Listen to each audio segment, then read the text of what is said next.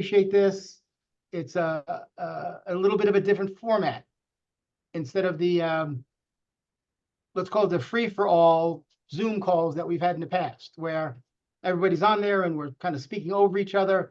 We're going to try this format for this call to see what you guys think, see what the success rate is. Wendy and I think Mark might jump in or Jeff might jump in, but I need you to go into the chat box anytime you want, and Wendy's going to monitor that chat box with any questions you might have. If it's about something we're talking about on the screen, we'll probably talk about it. If it's something that we haven't gotten to yet, Wendy will somehow keep track of it and get back to it later on in the webinar. Just so you know, this is called a Zoom webinar instead of a Zoom meeting. That's how they distinguish between these two. Where like on RevUp, you get to see everybody that's in there. Here, you don't get to see everybody, but just so you guys know, there's 62 of you that have logged in. So we appreciate that. We really, really do. Okay. Does anybody have any burning questions before I share my screen and go through some of the forums and some of the things that are happening? Now is your chance.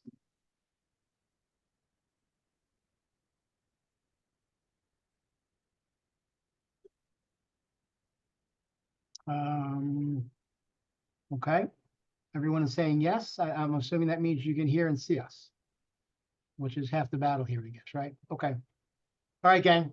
Well, again, thank you for joining in. It's going to be about an hour. It'll go by pretty quick. All I really wanted to do was just, again, get in front of these new forms. We're going to do another class on Thursday.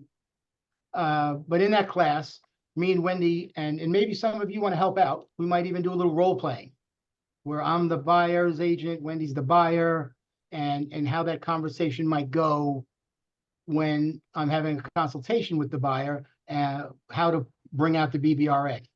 What do I say to lead up to that? Because I think that's one of the biggest concerns a lot of us have, because most of us have never used the BBRA before. Unlike me, I've never used it in my career. Wendy's been using it her whole career, which is fantastic. Okay, it works out pretty well. Okay, so what I want to do now is I'm going to share my screen and go through some of the forums. Some of them, hopefully, you've all seen before. You've played with them before. I think on your screen, Wendy, should be the buyer broker representation agreement. Okay. Correct. Yep. Okay. So now I can't. The chat box is gone on my end, Wen. So you got the chat box from here. Let me see. Yeah, just to be able to say. Yep. Got it. Okay. So everyone knows what this form is. If you don't know what this form is yet, I don't know what to tell you. Okay. You should know what this is. Okay. This is the final version of the BBRA as of today. Now, it might change next Thursday, but this is in Transaction Desk as we speak. And as you can notice, the big changes were right up here. We added this, exclusive or non-exclusive agreement. Okay, it's pretty self-explanatory. One agent said to me, Tim, so what do I check? Well, what do you think you should check? You want to check exclusive, that they work just with you. Okay. That was the most recent revision to it. The other things that might be changed soon, particularly from a rental point of view, when it says properties, nothing in here says the word rental. So for now, we're recommending you check off other, and in here, just type in the word rentals if it's a rental client. And in here is where you would put Clark County, Las Vegas, Henderson, all of Clark County, something to that effect would go into this area right here, okay? The length of the agreement, you have to put the end date here. So the start date will be the date it's signed, and here would be the end date, whether it's 2 weeks, 2 months, 2 years. Again, this is where your ability to interact with the buyer right from the get-go. That's why this first impression is going to be so important, is you don't want to slap a 1-year agreement on someone and you've talked to them for 7 minutes. They're not going to sign it. Okay. So you really have to practice your, let's call it your elevator pitch on explaining this BBRA to your clients so they feel comfortable in signing it. A couple of suggestions. If I was an agent, I might, if I'm just meeting the client, we've talked on the phone a little bit, we've met at the property. Wendy's my buyer, so I have an idea, she has an idea that I'm gonna be bringing this form with me. I might put on this form 7 days. Hey, Wendy, let's do this. I don't know you, you don't know me that well. Before we can build a relationship, and my goal is to help you find your dream home and for the lowest price with the best terms, let's sign this agreement for 7 days. In 7 days, if you don't like me and I don't like you, we part ways and we move on with our lives. Maybe it's 10 days, maybe it's 14 days, maybe it's 30 days. But this is where you have to use your common sense on what you might want to put in here on number 2. Okay. Number 3, I think we've covered that. You're going to typically check off this box and put in a percentage. And you could check off this box and put in where it says to be paid towards. This is your transaction fee. That's what goes in that box right there. Transaction fee. So this would be checked off. Whoops. If I don't mess this up. Oh boy. Did I mess it up already? So you would check off this, and then you would check off this. And that would cover number 3. Tim, no- before we move on, we have somebody saying that the BBRA is not needed because it's a rental. Are we requiring BBRA for when they do rentals?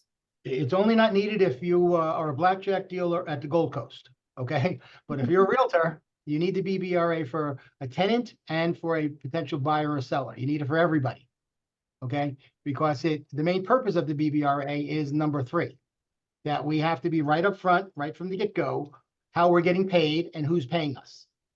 So if you're a renter, or if you're an agent representing, if Wendy was my renter, I would just go probably right here and put in a dollar amount where it says exactly. Okay. And just so you know, we're working with SkySlope, because SkySlope is a really cool system. Just so you guys know, it's probably 80% of the brokerages in the country use SkySlope. They're adding a button to it in the beginning when you log in to create a transaction, because I'm pretty sure this BBRA is going to be a mandatory form that once you get it signed, you have to upload it within 72 hours, just like an RPA, just like a listing agreement. Okay. As of now, we don't have that ability with SkySlope, but they're working on that. So keep that in mind, that once this gets signed, your client signs it, you send it to me, or you upload it to SkySlope. I sign it pretty much right away, and then you're good to go. Okay. Between now and then, you can send it to me through AuthentiSign, and I can sign it that way. And then it goes back to you as a PDF, and then you have to upload it to SkySlope as the transaction moves forward. But you need this for renters, buyers, and sellers, okay? As we scroll down the form some more, this is similar to duties owed. We've talked about this, many, many times, okay? The big question everybody has is additional terms. What can I write in there? For now, we don't want you to write anything, okay? Because when realtors get a little creative, they start typing stuff in here and they act like they're an attorney. So as of now, there's no reason for you to put anything in there. Now, we are going to have some clauses for you that you could probably put in there, particularly if it's with a builder or something like that. But as of now, to keep us all out of trouble, you want to leave that blank. If you feel strongly about wanting to put something in there, reach out to me or Wendy or Mark or Jeff, and we'll talk to you about it. But right now, it's unclear what can go there that would not violate the settlement. So we just got to be careful. If you guys know, on the RPA, we created a clause, I'm paraphrasing, that talks about due diligence being extended by the same number of days it takes the seller to respond. Hopefully all of you are using that in the RPA. We're going to see if there's something like that that could assist us in the BBRA, but as of now, we're not sure. Okay. We're good, Wen? Any questions? We're so far so good?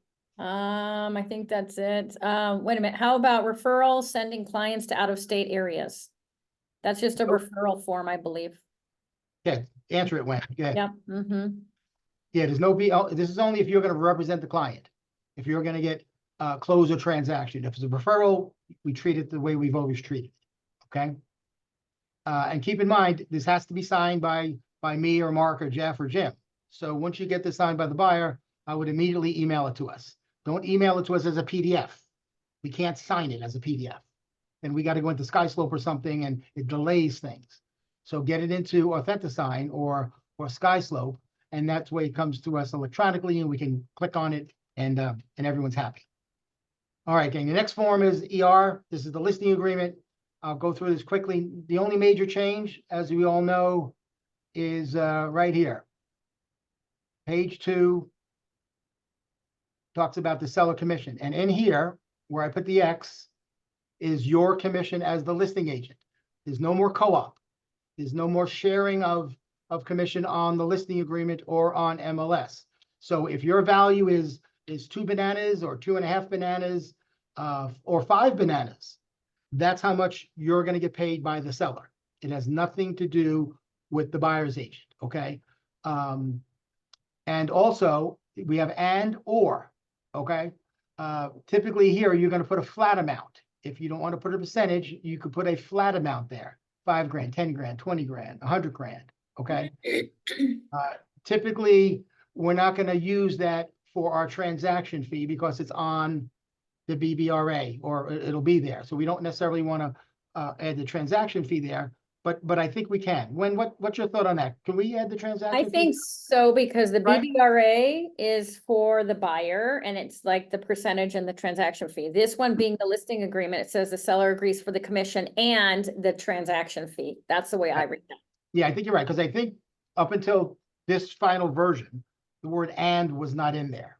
I think it was just or, meaning blank percent or blank flat fee number. So now that and is in there, you can add, 400, 500, 600, 800, whatever the transaction fee is if you choose to, but it's also going to be on the broker comp form. That's a mandatory form with Realty One Group, okay? So that's basically the only change to the listing agreement for the most part, okay? Nothing of substance has changed in the listing agreement other than page 2. Anything in the chat, Wendy, about the listing agreement? No, but it does say Donna Vencil raised her hand. So Donna, can you please put your question in the chat, because we can't answer questions. We can't unmute you to answer questions. Yeah, we've muted everybody, Donna, and we're trying to figure out how to unmute people, but we haven't figured that part out yet. So for now, put it in the chat box. Wendy's watching all the chats as they come through, and she'll make sure that we get to it. So now on the RPA, again, the big change was on page 2. Okay, right at the top. Here we go. That's where you're going to put in on line 3, whatever matches your BBRA. If your BBRA says $15,200, that's what you're going to typically put in here. If your BBRA has a percentage amount, 2, 3, 2.5, that's typically what you're going to put there. Okay. Or I guess my mistake, you put the percent there. Whoops. And if you have a dollar amount, you would put it here. Percent goes here, flat fee amount goes there. Okay, that's really important. Okay, that on your BBRA matches up to page 2. Because I'm going to get to some things in a minute from MLS about policy changes that if we get audited, things have to match. Okay, so for the most part, page 2 of the listing agreement, page 2 of the RPA are the major changes that we have to be concerned about, okay? As I flip through this, you've all seen this before. Let me just click on something here. If you have an admin fee, you must circle it, and so that they can say 3%, and you must circle. Okay. So this is the rest of the RPA, gang. Again, we've all seen this 100 times. No major changes in here for the most part, other than page 2. And again, this is where get careful. Don't get too creative putting some crazy verbiage in here. Okay, we don't want to, act like we're attorneys or CPAs. That's how we can get in trouble. Okay, let's kind of stay in our lane, but we're open to anything you want to put in there. Just run it by us first, so we're all protected. Okay. All right, gang. So that's the RPA. This is the vacant land purchase agreement. Not common, we don't use it a lot. It's probably 2% of our transactions. But again, the only change on this is, again, the top of page 2, where you're going to put in your compensation. Other than that, the vacant land RPA hasn't really changed much whatsoever. Okay. So I'll buzz through this a little bit. Okay, that's the vacant land RPA. Okay. Any questions about the BBRA, the listing agreement, the RPA, when anything popping in there we need to know about before I jump on to the next one? Here's a good question. When they send it, the DocuSign for the buyer to sign the BBRA, should they send a DocuSign to you at the same time, or should that always just be signed by the buyers and then uploaded to SkySlope? Well, the buyer has to sign it first. So the buyer signs it, but then in Right. line, you know how they do, you could sign it in order of 1, 2, 3, 4. Should they sign it, send it to you, or should they send it to Why not? SkySlope? Why not? As far as I'm Okay. concerned, I think that's okay. Okay, Now, we might get our hands slapped a week from now if the division says that's not good, but I don't see any, just off the top of my head, any reason why that wouldn't be the case. So as long as that's signed first and I sign it 45 seconds later, yeah, Mhm. we're good to go. It's a great idea. It's a really good idea. So I Okay. got another question, which is the one that I keep asking, Ginger's asking it, okay, what if we, on the BBRA, we put 3 bananas? And then on the RPA, in order to make the deal happen, they're willing to lower their commission to 2 bananas. What form do we need to fill out so everything matches? And I could never get a straight answer even at the LVR with that. Well, so here, let me understand. So I'm the buyer's agent. I send you, Wendy, the offer. We counter back and forth, and you counter my my compensation from 3 to 2%. Is that the extent of the question? Yeah, but so now my Right. BBR says 3, Right. but yet the seller's only Right. paying 2, and I'm not going after the other percent from the buyer. How does title, like, how does everybody know that I've lowered my commission? Well, they're gonna know from the counter offer, because the counter offer is gonna say 2% compensation to buyer's agent. So that's how that's the first way they're gonna know. Okay, whether or not we're gonna need a form internally, which I think we will, to protect us.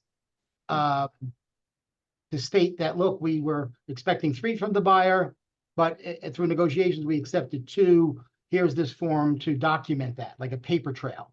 As of now, there's been no form created, but I think there probably will be. But that, I think, is gonna be an internal broker to broker kind of thing, And then not an MLS thing. if the seller only agrees to 2 and we said 3, then when we open escrow, we send our BBRA and the offer over to title so they understand that 1% is coming from the buyer and 2% is coming from the seller. Okay, if you are indeed collecting that from the buyer, I thought maybe you were No, foregoing. this is the second part of the question. That was Oh, the first okay. part you answered. Yep. Yeah, So yeah. the second part, we would just send it all together.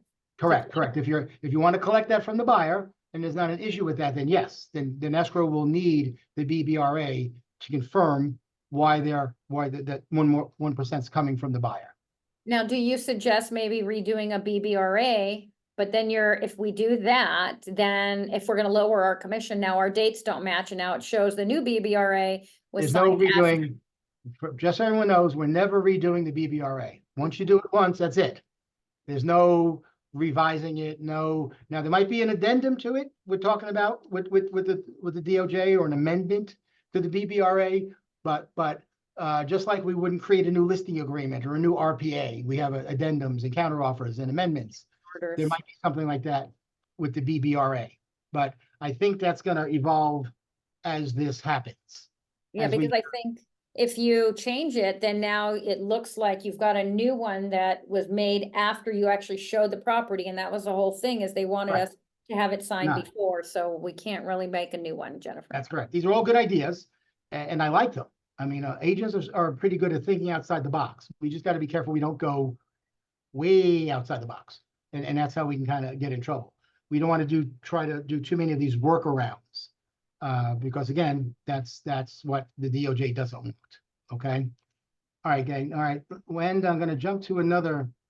Tell me what's on your screen now. Is it a script or no? Yes, it's a buyer Right. broker script, example 1. This is just a script I made up, gang. As you can see, months ago. It might be something you want to use. I would recommend come Thursday. Me and Wendy, like I said, we're going to role play this a little bit. Might have some other scripts to give to you. I would go on YouTube. I hate to say it, but go on YouTube and put in, buyer broker representation agreement scripts, and you'll get one from a zillion agents. Okay, and take some time to listen, watch, and then through that create your own. That's how I kind of came up with this one. I started with my own words, then I watched a few agents that I follow on YouTube or brokers or broker owners that I know, got their input. And I came up with something like this. Is this the end all be all? Absolutely not. Okay, depending upon who I'm talking to, I might not even say anything that's on this script, you know, if it's a relative or a referral. But this might be something generic enough that you might want to use and play with it yourself, put in your own words. If you've never seen this before, just reach out to Suzanne or we'll post it on Facebook. Excuse me, we'll hand it out Thursday at the meeting. We've handed it out a few times. Okay, but this is just a generic script that you might want to consider using as you're talking to the buyer, okay? All right, you good, Wen, with the chat box? Yep. Mhm. Okay, gotcha, okay. All right, gang, some more forms. Here we go. What do we got? 226. We're in pretty good shape. Hang in there. Let me go back up here. Okay, hopefully all of you have seen this new listing agreement amendment, okay? This is a form that's mandatory. If you have a current listing that's in ER status, you have to get this filled out and signed by your seller by August 15th, which is Friday, Thursday, whenever August 15th is. Today's the 13th. So that would be the next day or two. All this form is saying is that you are confirming with your client that down here, as I'm circling it, this is what your compensation is, meaning your listing agreement might say 6%. Okay, but that was created in the vein of a co-op splitting with the buyer's agent. Now we're not doing that anymore. Okay, so you have to fill out this form. It's pretty self-explanatory to fill it out. But down here, where I circled, is where you're going to put your 2.5, your 3.0, whatever you are getting paid to you directly from the seller goes in this box right here. Okay, and the transaction fee of sorts would go there. Is everyone kind of clear on that? This is really important, okay? If you don't get this done by the 15th, as I'll get to in a little bit, there could be a violation. There could be some substantial fines, which I think are a little nutty, but it is what it is. The only question I've had a lot from agents is up here. See that red line? This little red line right here. Okay, you have to write something on that line. Okay, if I can get rid of this box here. This page, no, okay. And what would go on this red line, sorry, gang, right there is the exact name of your listing agreement. In case you didn't know, we have 3, potentially 4 listing agreements in Transaction Desk. Listing agreement for a purchase, for a rental, for land, okay? So on that line, you're going to put the exact name, as crazy as this sounds, of the form. So if it's a normal listing, you're going to type on that line, exclusive right to sell, blah, blah, blah, blah, blah, blah, blah, if you know what I mean. We're trying to get that changed, okay, where we could just put ER-listing agreement or ER/vacant land listing agreement, whatever it might be. But as of now, you have to put the exact name of the form on that red line. Everybody excited about that? Not a chance, right, Tim? I know, but we're trying to get that changed, okay? But that red line there has to be the exact name of the form that happens to be in Transaction Desk. So like the ER, the name of the form is very, very long. It's, I don't know, 8 words and 62 letters. That has to go on that red line, okay? All right, gang, and this is the page 2 of the listing agreement amendment, okay? The key to this, though, is August 15th. You got to get this done into SkySlope or you're opening yourself up to a potential violation, okay? All right, Wen, we're good with that, you think? Questions in the chat? No, we're good. Good, okay. But that script though, we will get that out to everyone. Yeah, I'll have Suzanne email it to everybody today and put on Facebook. We'll hand it out Thursday. There's 1 or 2 others I was working on too, so I'll try to have them for the meeting on Thursday if I can, okay? I wanted to show you this because This is part of the settlement. Oops, all right, Tim, hang in there. You all may have seen something from Zillow called a touring, what do they call it? A touring form, or sign this form so I can show you the house. Touring agreement or something. Exactly. I'm gonna, as a matter of fact, this is that form. Let me go backwards here. This is the form that Zillow created, which part of me thinks is a great idea. Okay, because again, a lot of buyers are having pushback. They don't want to sign this damn form because they don't know us. We haven't met them. They've just met us. They're signing a form that says they're going to pay us thousands of dollars, and they're hesitating. Totally understandable. So Zillow came up with this, and they said it's approved in 24 states. I'd like to know who approved it, okay? Because no one in Nevada that I know have approved this thing. But I think there's some substance to this. But if I go back a page, according to the settlement, it's a no-no. Jesus, Tim. Okay. right here, this a specific and conspicuous disclosure of the amount of rate of compensation the participant will receive and how this will be determined to the extent that the participant will receive compensation from any source. In other words, the touring form is nice, but it doesn't talk about how you get paid, where the BBRA talks about how you get paid. So if you're thinking about using that Zillow form, don't use it. We don't want you to use it. We're working on maybe our own form. We're working with MLS and LVR and NVR to see what we might come up that's like that.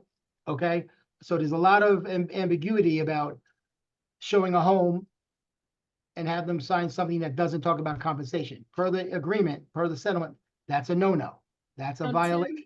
Is there any way you can go back up to the BBRA on the very first page? I wanted to show them what we can do in the meantime instead of using Zillow's thing. Yeah, I think that. Yeah.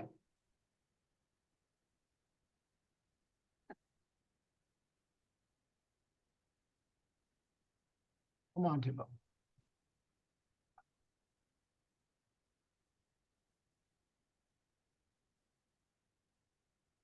Perfect. Okay, so right here on page 1, what you can do is where it says number 1 properties, but go down to where it says or, and then keep going. Yep, that's where you would check mark that and make it property specific for what you're showing them that day. And then underneath that, the length of the agreement, just make it 7 days. So now that's it, and then fill it out exactly the way, the rest the way that you were going to do it. And then that's now better than Zillow's 7-day touring agreement. Because now we're compliant, we're just now putting the property addresses that you're showing them that day, and then each time you go out, fill out another one with new addresses.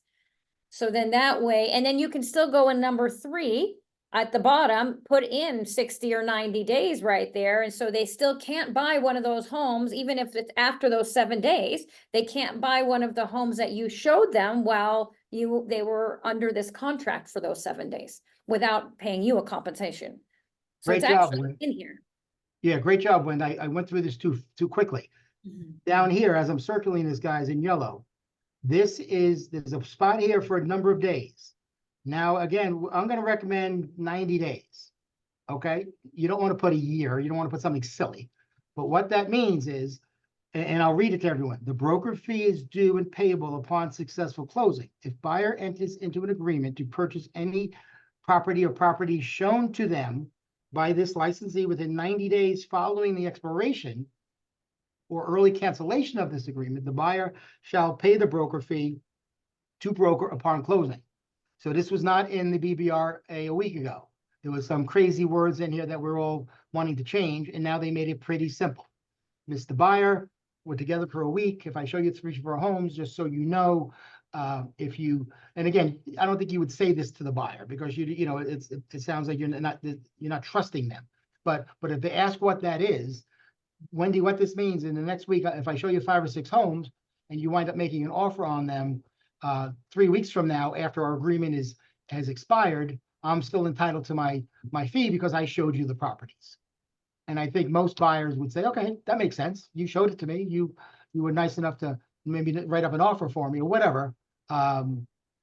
but that's where that section comes in. So really, really important, Wen. I'm glad you brought that up because I buzzed right past that one. Okay. And again, if you get confused about these forms, if you look at the bottom, is now a new date, revised date. It's August 24. I think the one last week had 7/24. So for some reason, if you printed these out or you're not sure, or sometimes there's a duplication in transaction desk where they have more than one BBRA, it's kind of crazy. Just check the bottom date for the revision date and you should be fine. Okay.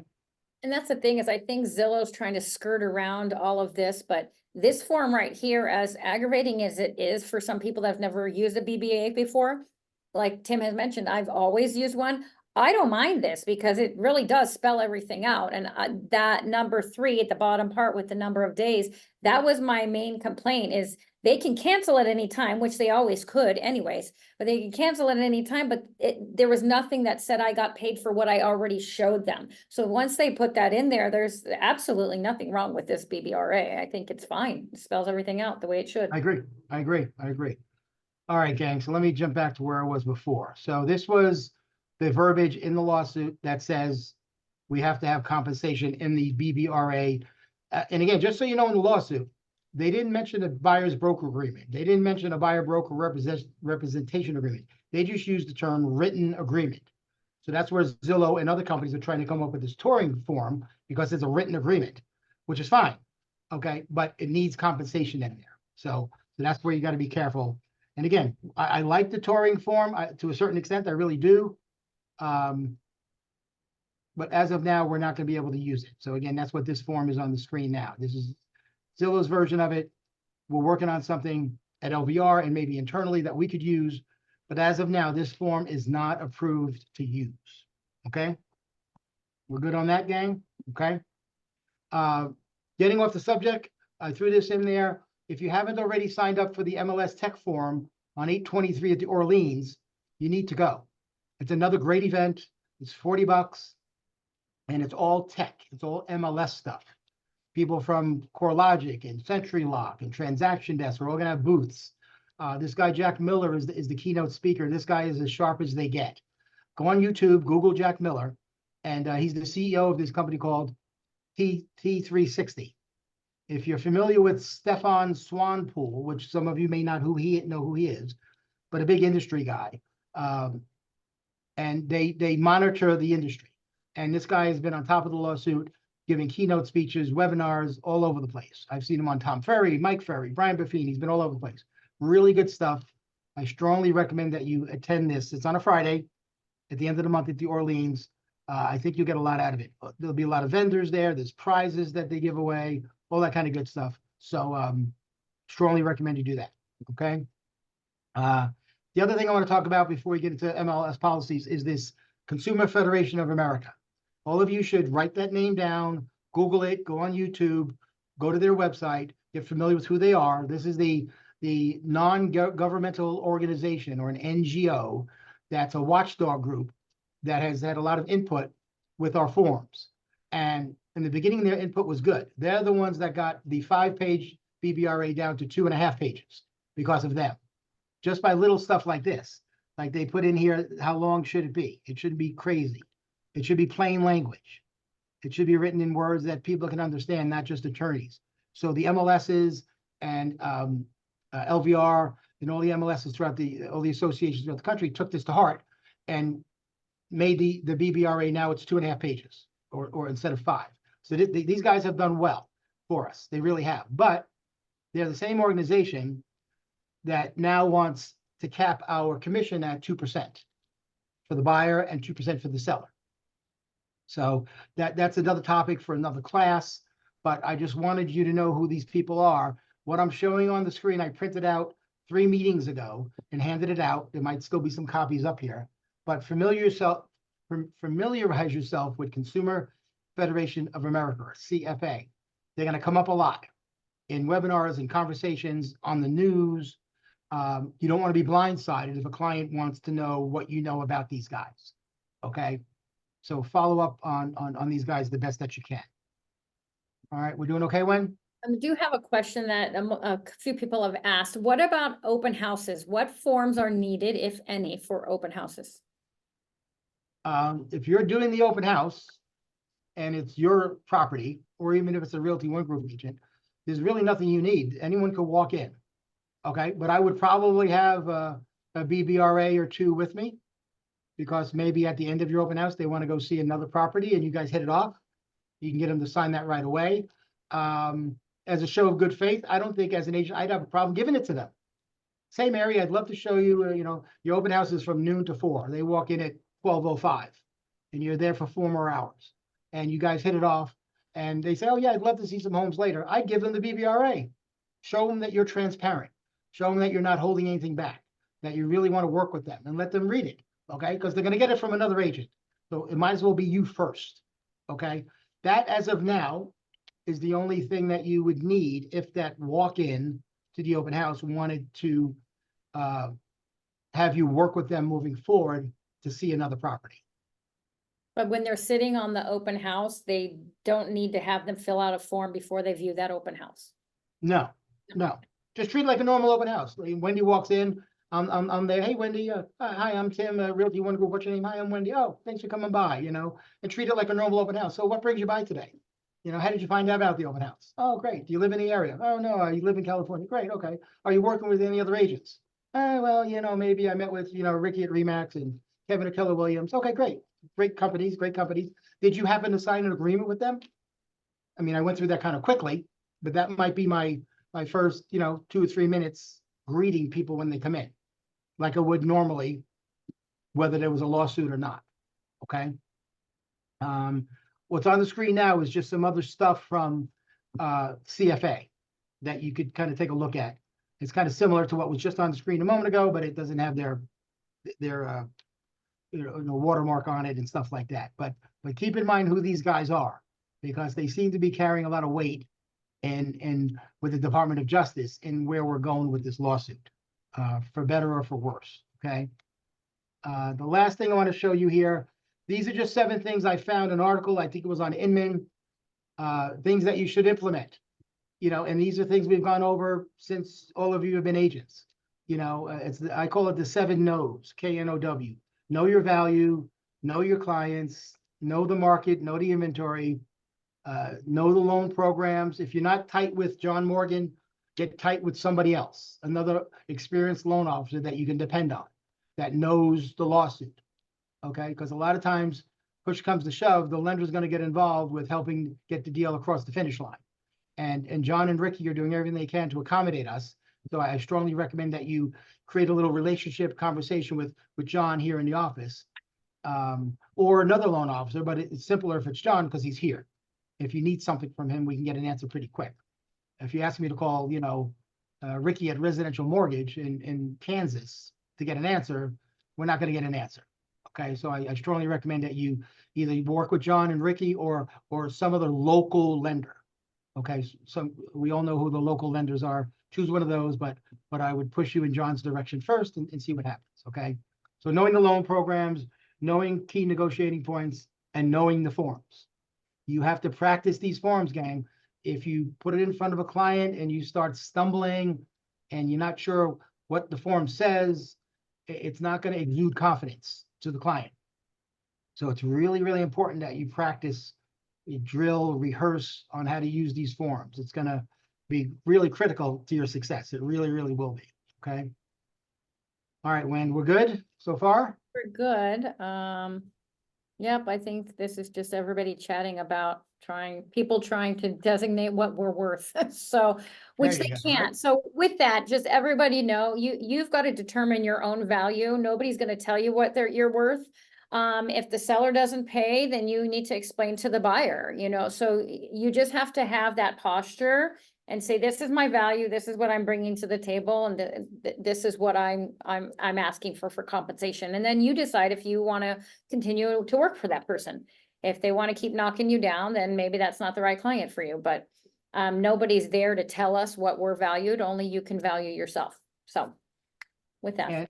And again, I don't want to volunteer this to everybody, but I think I've told you guys, and I said it jokingly the other day when we had the meeting with Tiffany Banks from NVR, the number is now up to 4. I've had 4 agents that 3 that work for Summerlin, one work for another office, call me about the BBRA and hand the phone to their client.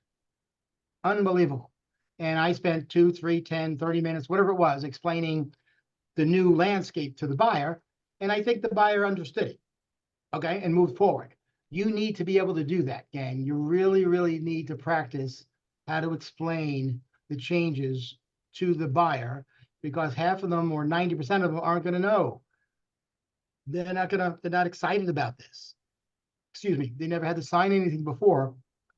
The one guy said, Tim, I just want to go see the friggin' house. He's cursing at me, but he was nice. Tim, I just want to go see the effing house. But you want me to commit to paying your agent, 3 bananas in the house is 800,000, 24 grand, and I haven't even seen the house yet. That's insane. And I agreed with him. I said, Joe, you're right. I agree. It is a little insane, but I can't change it. If you don't sign it with my agent, you're gonna have to sign it with another agent. So since you have a relationship with my agent, let's move forward and let's see if you even like the house. That's the kind of interaction you're gonna have with these clients, because a lot of them are gonna give you some pushback, at least initially, until this starts getting into the ether and becomes a normal trade practice. Because right now it's not a normal thing that we do every day, unfortunately. Okay. All right, gang. What's on your screen now is something I got from MLS. I think it was in the message of the day when you log into Matrix today or yesterday. And some of these things are a little spooky, but you need to be aware of them, so you don't think it's just me and Wendy and Mark and Jeff coming down on you guys, or Maria, about compliance. Here's a quick example. Let me just go back to the top here, if I can get to the top. So beginning August 17th, the following MLS policies will take effect based on the new compensation guidelines. So basically, LVR can audit us as well as the real estate division at any time. They can send me an email. Hey, Tim, it's Joe over at MLS. I need to file on 11 Lim Banana Street. Could you get it to me by tomorrow? And I can ask why. He doesn't have to tell me. I have to send him whatever he wants.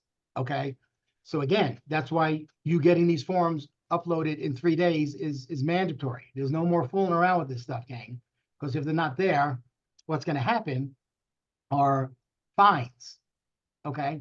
So basically, they're telling us that MLS reserves the right to review all of our listings, all of our buyer agreements, if there's ever an issue. Okay. And as you can see, we have to get it to them within 1 day. So if you have a buyer broker agreement, or you have a listing, you have an RPA, and it's not in SkySlope, and they call me up and they want it, and I go in there and we have nothing with that address, 1111 Banana Street, that's not good. That's not good. That's going to be a fine automatically to the brokerage, and more so to you, because you didn't follow the policy. And wait until you see this, okay? Section 9.10 is not the listing agreement, it's in MLS, okay? But if you make a mistake, if you have a violation, there's no warning. There's no, like if you don't update the close of escrow, they give you a little warning, you got a couple of days. If you still don't do it, you get fined $250. Here, as you can see in yellow, listing agent will automatically be fined $1,000. There is no option for members to request a waiver of the fine or reduce the fine using an MLS refresher course. We've all done those. I know I have in my career done the old MLS refresher course. If there is a second violation, the fine is $5,000. If there's a third one, you could get suspended and lose your license. So I don't like any of this, gang. I'm with you. I'm not thrilled. But these are the new rules, okay? They've even covered things like agent-to-agent remarks. If you wanted to be slick and put something in the agent-agent remarks, with some coded message about what the co-op might be, they're gonna find that. So you don't want to mess with that. I know a buddy in New Jersey, good friend of mine, worked at Remax. He's still there. He tells me about crazy things he's heard in New Jersey. He goes, Tim, one of my agents thought about, when he takes pictures of the living room, have a clock on the wall at 3 o'clock. And make some sort of notation in the agent remarks about time. And that's how you'll know what the co-op is. Or put, 3 o'clock on the microwave, or whatever it might be. Don't get involved in that stuff, guys. You're going to get caught. And it's not worth one deal as opposed to losing your career, okay? So you can't mess with agent-to-agent remarks, okay? Or else you're going to get fined. And this is just also reiterating what I've kind of said already. Okay, all that belongs in agent remarks is the stuff we've been putting in there. Okay, agent information, things like that. You can't put a link to your website to get the co-op. Okay, nowhere in MLS can you have anything to click on, anything that they can see that would indicate what the co-op your seller might be offering to the buyer can be displayed. If you start messing with that, that's how you're going to get in trouble. Even in the directions field, they found some brokerages that were talking about putting some sort of message in the directions field. You know, I don't know what that would be, but again, agents are pretty crafty, pretty clever. They're going to come up with something, and maybe in the directions field, they could put in something that if someone's could figure out what they're trying to say, could figure out what the co-op is. Crazy stuff. Okay. And then last but not least is the photos. You don't want to put anything in the photos that could be construed or misinterpreted as what the co-op might be or what your seller might be offering. Okay. So I know you guys are shaking your heads here a little bit. So am I, but it is what it is. Okay. It's kind of a new landscape, but we'll get through all this. Same thing with a virtual tour, like the photos. Okay. You can only have a link to the virtual tour, not a link to your website showing what the compensation is or what the co-op is to the other side. Okay. This is some more wording that's in there.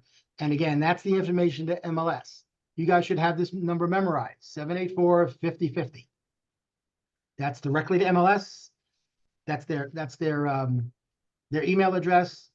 There's a really good guy up there called Gio Carmona. I think he's a Hawaiian Filipino guy, really good guy.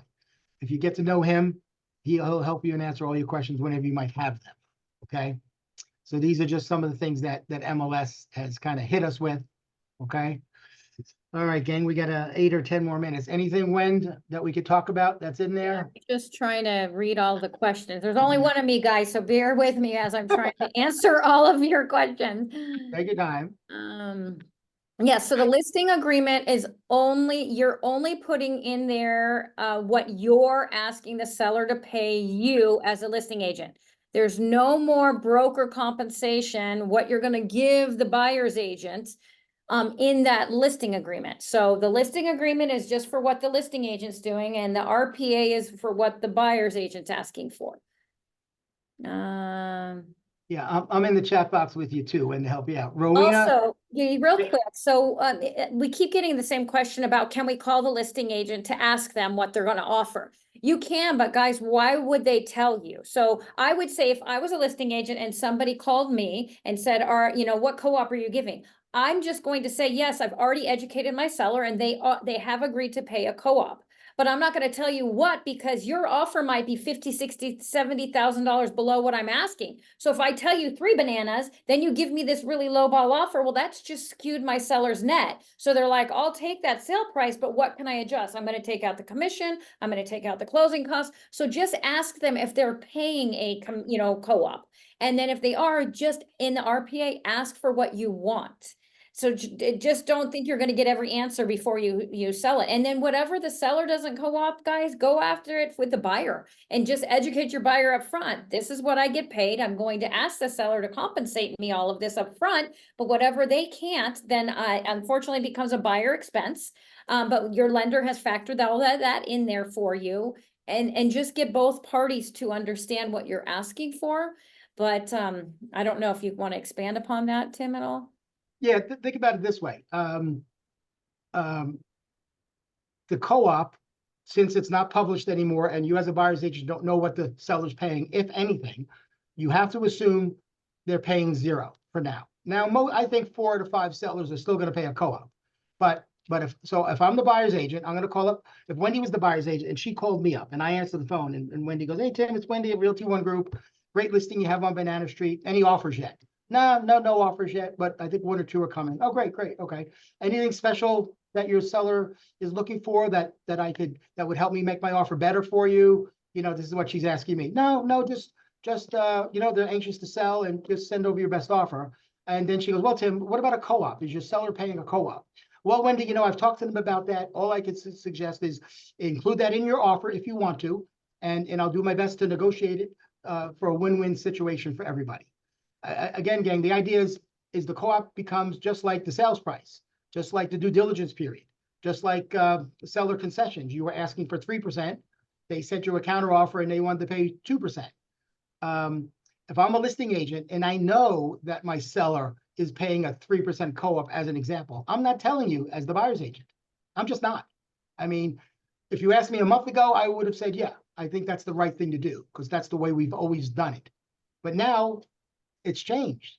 That's my seller's money. Okay. If I can get your buyer to take 2% co-op instead of 3, and it's $1 million house, I just saved my seller, you know, $10,000. Okay. So again, it's different. Agents still have to be honest, but they're only going to tell you what their seller has allowed them to tell you without getting anyone in trouble.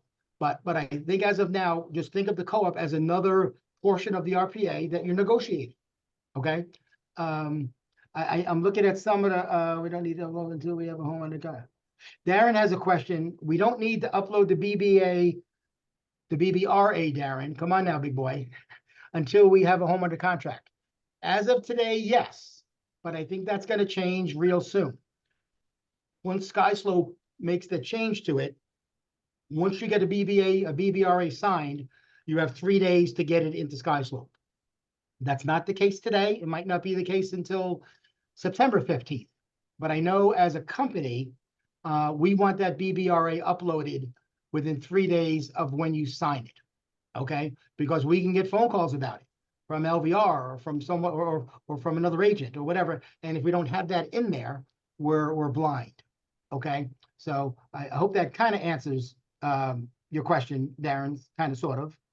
So then we have another question here. Can lenders, so the lenders can put the buyer side commission in with the total for the loan so it can be financed. To me, that's a lender question, Tim. I don't know if you want to answer that, but I don't know what the lenders are doing and if they're allowed to just use it as a closing cost. I'm not quite sure. Do you know, Tim? Yeah, I think that's a lender question without a doubt. It affects a lot of things. The debt to income ratio, it affects their loan to value, I think. So that's John Morgan, Ricky Kama's question, or the lender of your choice. That's why the lender is going to be real critical in this gang to helping your deal, you know, get across the goal line. They really are going to be an integral part of getting the deal finished. Okay. I'm seeing. We have another one that says clarification on rentals. So I know we understand that rentals is a referral, but you still need some form of something that says that you're getting paid. So put rental at the top, and then on line number 3, you're going to put what you're expecting for compensation. So I know you guys keep calling it a referral, but it is. But unless you have this form filled out, you're not guaranteed a commission. So just use this BBRA. I think that's, I keep getting the same one about rental referrals. I understand, we all understand they're considered referrals, but we're trying to make sure you guys get paid. And the only way we can guarantee that you guys get paid is if everybody agrees upon it in writing, and that's the only way to do it. Correct. And let me give you a real life scenario. I go to Wendy's house. I'm the listing agent. She signs the listing agreement. And in the conversation, she says, yeah, Tim, I know how this works. I've sold homes before. I definitely want to offer a co-op to the other side. Well, my co-op, my compensation, Wendy, is 3%, and she's okay with that. Page 2, I put 3%. And then in the conversation, she goes, yeah, Tim, I would probably pay 3% to the buyer's agent. Okay. Now I know that information. Okay. Some agents say, how about we put that in the listing agreement, Tim, under additional terms? Probably not. Okay. That's private between me and Wendy, my client, what she wants to offer. Because if we put 3% there, and then during the negotiations, it's less, that could be a can of worms. Okay. So again, it goes back to why, if I'm the listing agent, I'm not disclosing to the buyer's agent what my seller is paying. Okay. It could be my best friend. It could be, you know, Steve Hawks could call me. Hey, Tim, it's Steve. How much is your seller paying? And I know he's paying 3 bananas. I'm not telling Steve. I'm just not. because that's not the right thing to do. Okay, we have a fiduciary to the seller to protect their money and save them money. Okay, so that's something I wouldn't disclose. Okay. We have another question about net sheets, multiple questions. So, as a listing agent for many years, I would do a net sheet and I would put worst case scenario. I would always pad it with $1,000 in repairs and $1,000 in miscellaneous. I would suggest doing the same with your net sheets and then just put co-op, 3 bananas, and then say this might change depending on what offer that we get. So I always shoot high, so then it comes in lower, it possibly, and then I look good in the sense that, hey, I saved them money. But we keep getting people saying, do I do multiple net sheets? You don't need to do multiple ones. You don't know what the offer is. Just do a worst case scenario one and say, hey, we'll probably adjust down from here. That would be my suggestion. Yeah, and I think if I'm on a listing presentation, I'm bringing the BBRA with me and the RPA. I'm going to show my seller page 2 of the RPA, where there's a pretty good chance the buyer is going to ask the seller to pay the buyer's agent's commission. Okay, again, the more you can disclose, the more transparent you are, the more credible you're going to be to your client. Okay, if you try to hold back and not necessarily disclose everything, you think, oh, it's not a big deal, Tim, I'm gonna confuse them even more. That's not the attitude to have, I don't think. Okay. And I think too, I think I'm in the chat box with you, Wendy. I think, I have another question. So, Jennifer Redfield put a good one. If she's got a rental listing, and then she finds the tenant, does she need a BBRA? yeah. How did the tenant see the property? She showed it to them, right? So Yeah. then another follow-up question to that for somebody else is, do we need to open a SkySlope file for each BBRA? The answer is probably going to be yes. As of now, the answer is no. But I think almost every broker I've spoken to that uses SkySlope, and even here internally, but and again, you can't do that now in SkySlope, but SkySlope is working on that nationwide because brokers want to know how many BBRAs they have working, just like how many listings do we have. Okay, that's a good way for us to forecast, are we in good shape? Are we in bad shape? Because in the past, we couldn't track buyers, right? We had no way of tracking them. We didn't know you had a deal until you uploaded it into SkySlope. But now, and I think it'll be good for you guys too, if you over the course of a year, you sign 20 BBRAs, but you only sell 2 of those 20 buyers, what happened to the other 18? You know, there might be some improvement on your part or something you might have to change in your delivery to increase those odds to keep those agents with those buyers with you. Okay. So I think that's going to be coming soon. That, like I said, within 72 hours, just like any other fully executed form that has a broker signature on it, which the BBRA will now have the broker signature on it, will have to be uploaded to SkySlope. Okay. All right, gang, how about 5 more minutes? Any other burning questions? There's the thing on the screen. I'll scroll through it real quick. This is in facts.realtor. Okay, it's called NAR settlement FAQs. It's 30 pages long. I recommend you print this out and have it handy and read through it when you have time.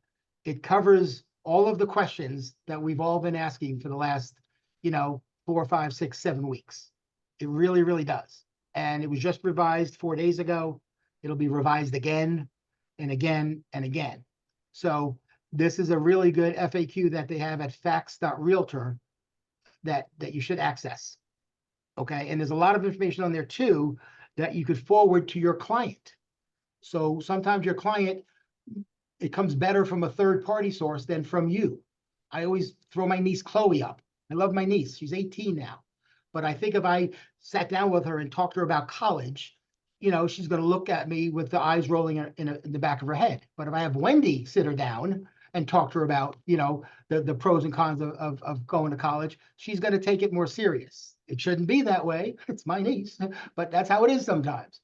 And that's what happens with this. Sometimes you're telling your client something that's the truth, and you're saying to yourself, shit, they don't get it. I don't understand. Send them something from NAR.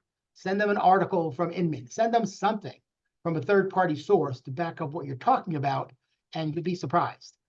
Just like when I get on the phone with the buyer about the BBRA, each one of them signed it after I talked to them. And I'm sure our agent said the exact same thing I did. I didn't have any magical words, but it came from somebody else and they moved forward.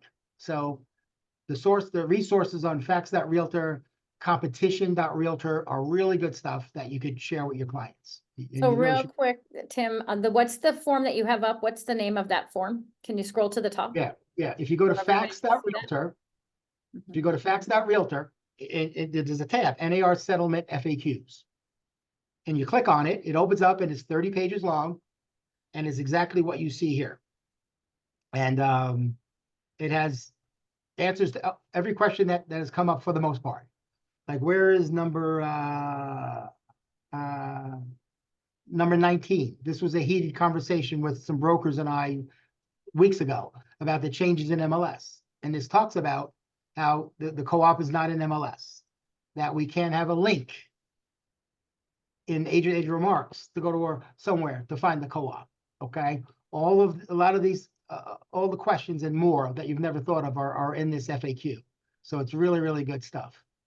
So I do have a couple other questions that I Yeah, want okay. broker All right. clarification on this. So, so right now, when we get a BBRA signed, we cannot put it in SkySlope because it doesn't have an address. So we're just getting them signed and holding on to them.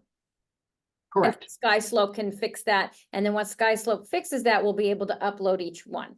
So there's like Right. 3 people that asked about that. So right now you're not uploading them into SkySlope. You're just probably going to DocuSign them to Tim or Mark and then have them just sign them as they go, because you do still want to get those signed once your buyer sign them.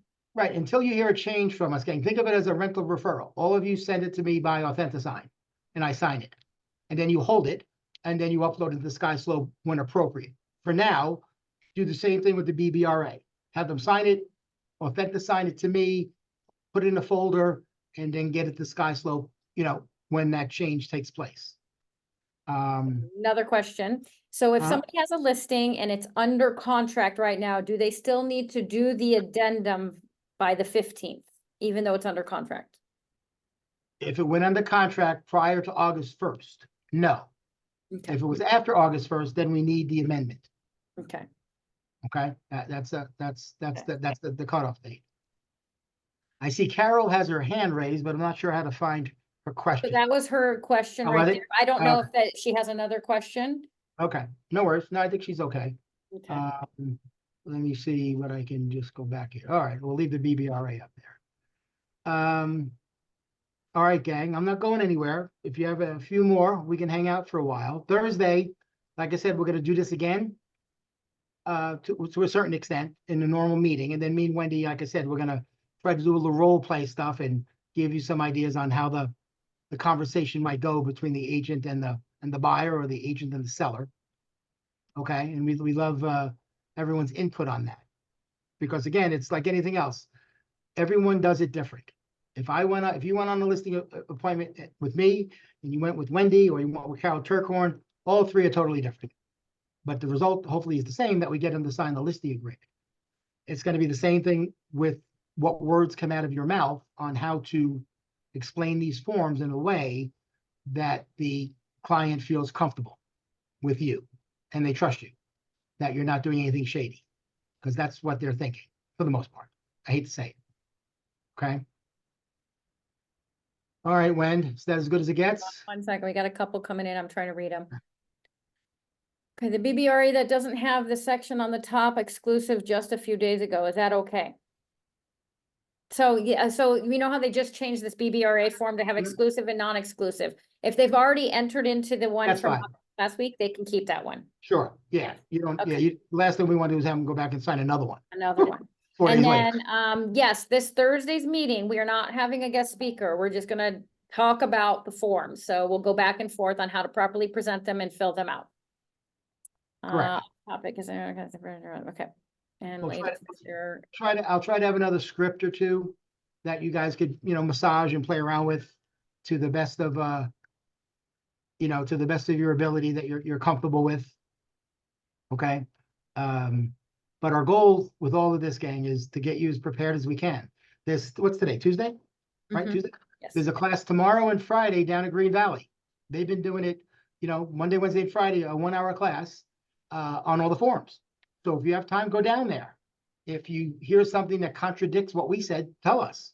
We need to know that, okay? Because we want all 4 offices to be on the same page. And 99% of the time we are, okay? It's important that we are. But every now and then you might hear something different. And if it's a good thing, by all means, we'll try to incorporate it in what we're trying to show you guys and gals.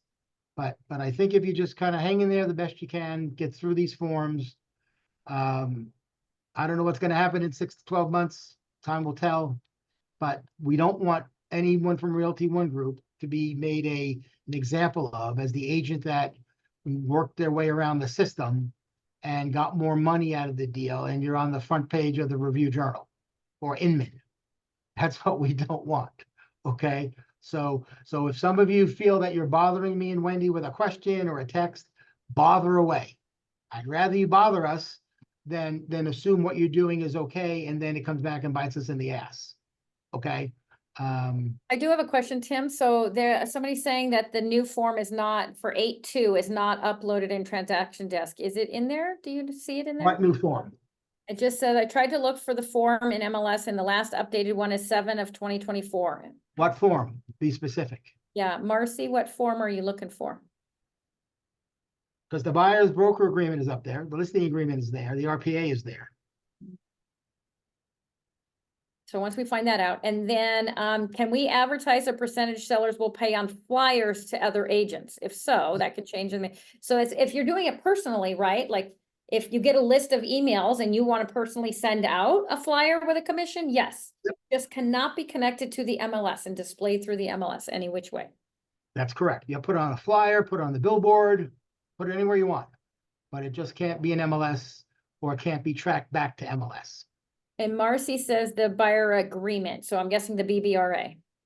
I'm in looking at it right now, Marcy, and in big letters at the end, it says new in capital letters.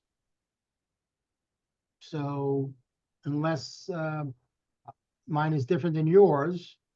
Okay, so yeah, I just, in the search, when I pulled up transaction desk, I put in BBRA and it popped up buyer broker Old one? representation new.